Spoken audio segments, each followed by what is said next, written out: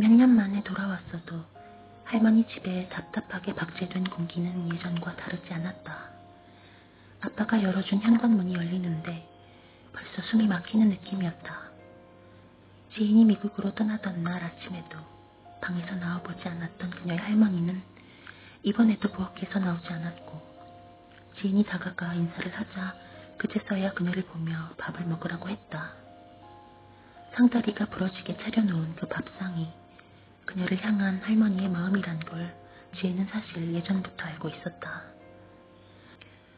사랑하지도 않는 남자와 억지로 결혼해 길거리 김밥 장사로 고생만 하다 마침내 운수회사 사장 사모님으로 떵떵거리며 살게 되었지만, 국민학교밖에 안 나온 고아라고 자기가 무시하던 그 남자에게 눈이 짓밟히고 이혼까지 당한 여자의 자존심은 끝을 모르고 나락으로 떨어졌고, 그 떨어진 만큼을 다시 기어오르려면 필요한 긴 사다리가 바로 지은이었다. 이혼 전엔 세 딸을 다 이대 나온 여자로 만들었고, 방송국 PD가 찾아와 데려가려 했을 만큼 노래를 잘해 밴드를 꾸렸던 자신의 아들은 그의 기타와 다리를 동시에 부러뜨림으로 딴따라의 길에서 누락시켰다. 어떻게든 자신이 정상이라 생각하는 곳으로 기어 올라가려고 사다리를 밟는 그녀의 발끝은 굉장히 거칠고 집요해 그녀가 다 오르기도 전에 자식들은 더 이상 버티지 못하고 그녀를 떨구었다. 무너져 내려 조각조각 흩어진 그 사다리를 보며 바닥에 주저앉아 넋을 놓고 있을 때 그녀의 눈에 띈 건 어린 지은이었다. 지은 또한 아무런 관심을 받지 못하고 이리저리 새이던 중 어쩌다 받아온 100점짜리 시험지가 할머니의 사랑을 한몸에 받을 수 있는 지름길이었단 걸 알게 되었고, 이렇게 둘의 니즈는 맞아떨어져 그 둘은 한동안 환상의 콤비가 되었었다. 지인이 사랑받는 아이로 다시 태어나는 지름길이라 여겨 신나게 첫걸음을 떼던 그 길이 실은 그녀의 영혼까지 쥐어짜 마지막 한 점까지 다 삼켜버릴 늪으로 가는 길인 줄 그녀는 그때 알지 못했다. 지인의 할머니는 그녀의 중학교에서 모르는 사람이 없는 치맛바람의 소유자였다. 최고의 과외 선생을 찾아 같은 학년 반장 엄마들만 불러 모아 팀을 꾸리고 그녀들을 진두지휘했다. 젊은 엄마들 사이에서 그녀가 그렇게 할 수 있었던 건 온전히 지인의 성적과 등수 때문이었고, 바꿔 말하면 지인의 등수가 떨어지면 그녀의 위상도 지휘자의 자격도 같이 떨어진다는 뜻이었다. 그래서인지 여왕의 자리를 지키기 위한 그녀의 노력은 눈물겨웠다. 지인의 등수가 조금이라도 떨어지면 칼을 들고 죽는다며 통곡을 해 그런 그녀를 말리던 지인의 손을 베이게 했고, 밤이면 대각선으로 보이는 동에 살던 지인의 라이벌 현정이 방에 불이 꺼질 때까지 베란다에서 지켜보고 있다.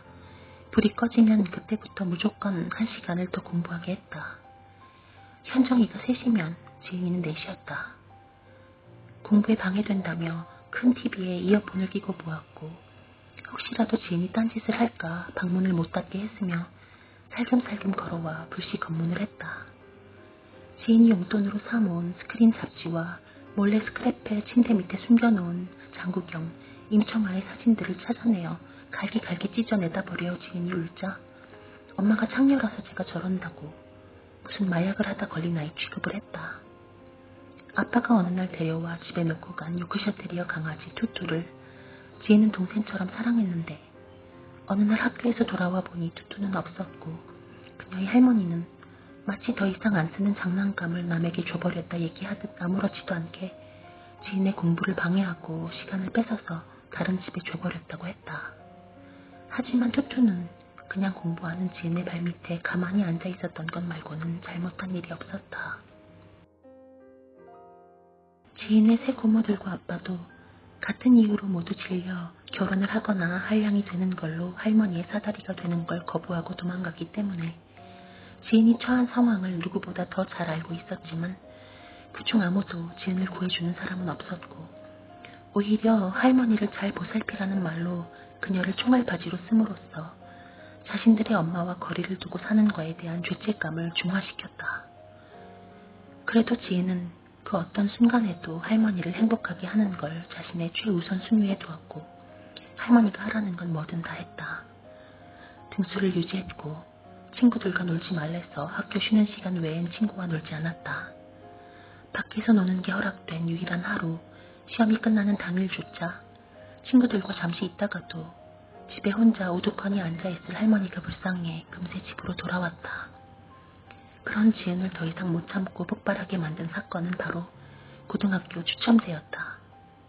무조건 세화여고를 가야 한다며 도보로 10분 거리에 집을 쌓아 여지껏 기다린 할머니의 노력이 무색하게 지은은 멀리 있는 다른 학교를 뽑아왔고 똥통학교를 뽑아왔다며 그녀에게 무지막지한 언어폭력을 쏟아내며 죽어버린다고 하는 할머니 앞에서 지은은 오랜 가뭄에 이제는 바싹 말라버린 우물처럼 아무리 바닥까지 두레박을 내려도 더 이상 퍼올릴 땀과 눈물이 한 방울도 없었다.